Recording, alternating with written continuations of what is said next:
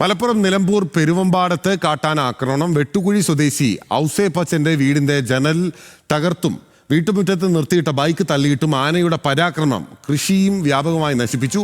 ശാന്തകുമാറാണ് നമുക്കൊപ്പം ചേരുന്നത്. ശാന്തകുമാർ, എപ്പോഴാണ് ഈ ആനയുടെ പരാക്രമണം ഉണ്ടായത്? കൂടുതൽ നാശനഷ്ടങ്ങൾ ഉണ്ടോ? ഇതിന്റെ ദൃശ്യങ്ങൾ തന്നെ വ്യക്തമാണ്. രാത്രിയിലായിരുന്നു ഈ കാട്ടാന വീട്ടിൽ വരുന്നത്.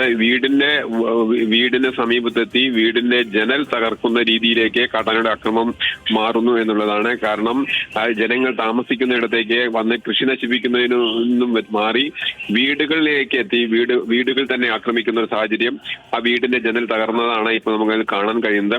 അങ്ങനെ ഈ ഭാഗത്തെ നേരത്തെയും കാട്ടാനയുടെ സാന്നിധ്യം അല്ലെങ്കിൽ അക്രമം എല്ലാം പതിവായി ഉണ്ട്. ഇതിനെ ഒരു ഒന്നും ചെയ്യാൻ വനംവകുപ്പ് ഇത് കാര്യമായി ഇവയെ അകറ്റുന്നതിന് വേണ്ടിയുള്ള ശ്രമവും നടത്തുന്നില്ല. ഇല്ലെങ്കിൽ സോളാർ വേലി സ്ഥാപിക്കുന്നതിനുള്ള ഒന്നും ചെയ്യുന്നതിനുള്ള ആക്ഷേപം നേർക്കൊണ്ട് ഈ കാട്ടാനയാണ് ഇന്ന് പോയി വീട് ആക്രമിക്കുന്നു. ഒപ്പം തന്നെ വീട്ടുമുറ്റത്ത് നിർത്തിയിരുന്ന ബൈക്ക് തകർക്കുന്നു.